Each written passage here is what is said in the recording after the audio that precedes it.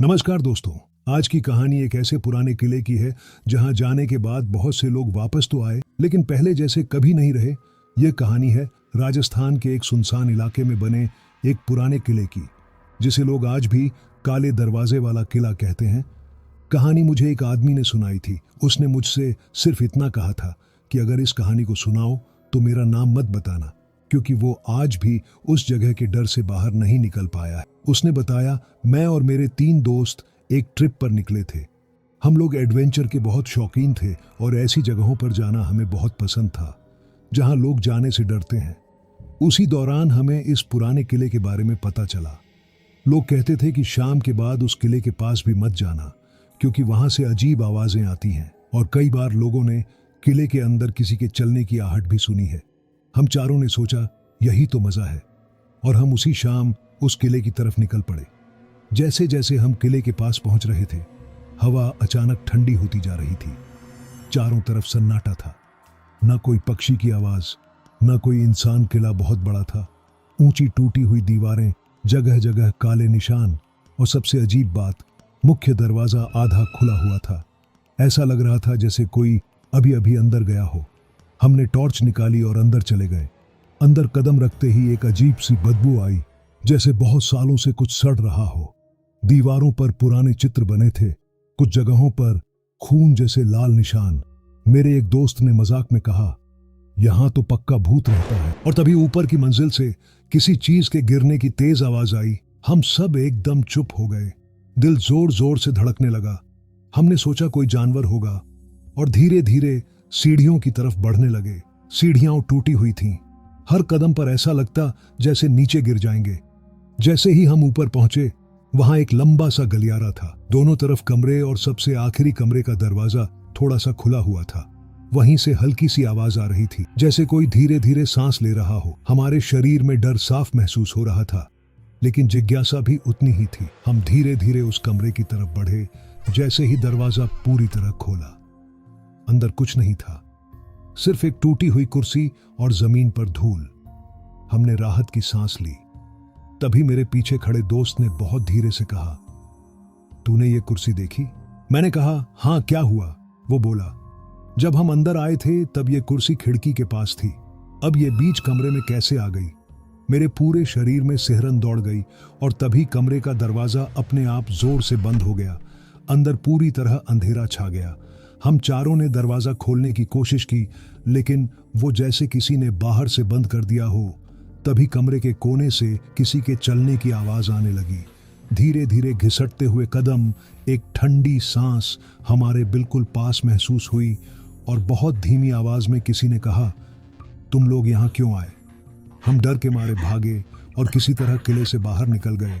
लेकिन असली डर अभी बाकी था, क्योंकि हमारे साथ एक परछाई भी बाहर आ गई थी।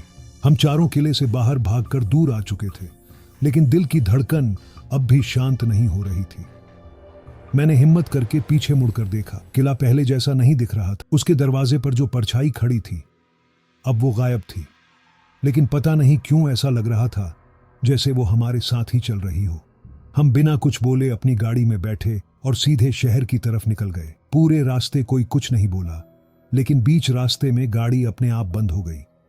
चारों तरफ घना अंधेरा था, न कोई सड़क पर गाड़ी, न कोई इंसान।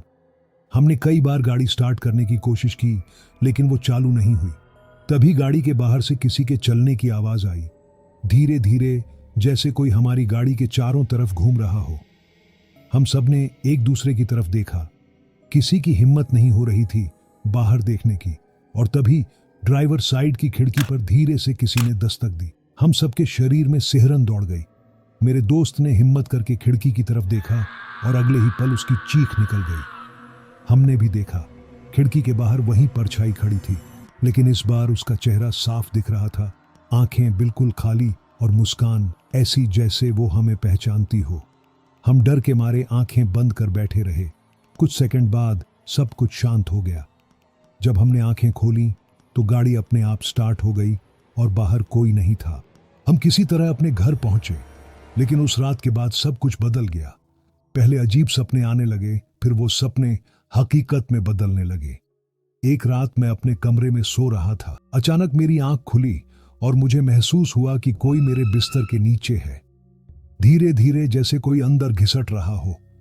मैंने डरते हुए नीचे देखने की कोशिश की, लेकिन तभी बिस्तर के नीचे से एक ठंडी हवा मेरे चेहरे से टकराई और फिर एक हाथ बाहर निकला, मिट्टी से भरा हुआ। मैं डर के मारे पीछे हट गया, लेकिन वो हाथ धीरे धीरे बाहर आता गया और फिर वही आवाज, तुम लोग वहां क्यों आए? मैं जोर से चिल्लाया और उसी पल सब गायब हो गया। लेकिन इस बार कमरे के फर्श पर गीली मिट्टी के निशान साफ दिख रहे थे। अगले दिन मैंने तय किया अब यह खत्म करना ही होगा। मैं फिर से उस किले की तरफ गया, लेकिन इस बार मैं अकेला नहीं था। मुझे रास्ते में एक बूढ़ा आदमी मिला जिसने कहा, अगर जिंदा रहना है तो जो मैं कहूं वही करना। हम दोनों किले के अंदर गए। इस बार किला बिल्कुल शांत था, जैसे वो किसी का इंतजार कर रहा हो। हम सीधे उसी कमरे में पहुंचे जहां वो घेरा बना था। बूढ़े आदमी ने जमीन पर कुछ मंत्र पढ़ना शुरू किया और तभी कमरे का तापमान अचानक गिर गया। दीवारों पर काले निशान फैलने लगे और सामने वो परछाई फिर से दिखाई दी। लेकिन इस बार वो अकेली नहीं थी। उसके पीछे कई और परछाइयां खड़ी थीं, जैसे सब हमारी तरफ देख रही हों। बूढ़ा आदमी जोर से चिल्लाया, पीछे मत देखना। लेकिन मैं खुद को रोक नहीं पाया। जैसे ही मैंने पीछे देखा, मुझे अपने पीछे भी वही परछाइयां खड़ी दिखीं। कमरा पूरी तरह भर चुका था और फिर सबकी आवाज एक साथ गूंजी, तुम लोग वापस क्यों आए? उसके बाद क्या हुआ मुझे कुछ याद नहीं। जब होश आया तो मैं किले के बाहर था, अकेला। लेकिन इस बार मेरी परछाई मेरे साथ नहीं थी। दोस्तों, अगर कभी आपको लगे कि आप अकेले चल रहे हैं तो एक बार पीछे मुड़कर जरूर देखना, क्योंकि हो सकता है आपकी परछाई आपके साथ ना हो। दोस्तों, अगर आपको ये कहानी सुनकर सच में डर लगा हो और आप चाहते हो कि मैं ऐसी ही और भी खौफनाक और सच्ची लगने वाली कहानियां लेकर आता रहूं, तो इस वीडियो को जरूर लाइक करना और कमेंट करके जरूर बताना कि आपको इस कहानी का कौन सा हिस्सा सबसे ज्यादा डरावना लगा। साथ ही ये भी बताना, क्या आप कभी ऐसे किसी सुनसान या डरावनी जगह पर गए हों, और अगर गए हों तो आपके साथ क्या हुआ? आपके कमेंट मैं जरूर पढ़ता हूं। और अगर अभी तक आपने चैनल को सब्सक्राइब नहीं किया है तो जल्दी से सब्सक्राइब कर लो, क्योंकि यहाँ आपको ऐसी ही रोंगटे खड़े कर देने वाली कहानियां मिलती रहेंगी।